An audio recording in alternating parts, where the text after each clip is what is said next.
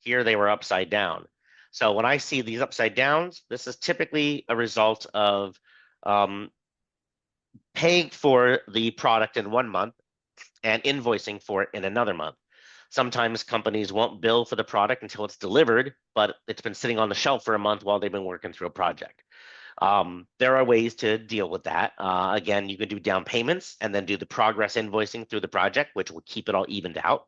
But when it's not a project related, it's just straight product sales.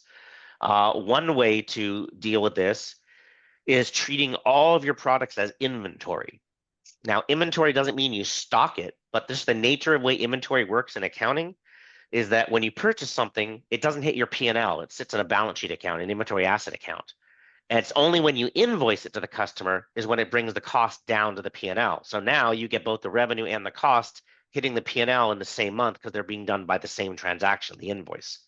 So when you treat it that way, you're very unlikely to have an upside down revenue and COGS between products because the revenue and COGS are always going to hit in the same month.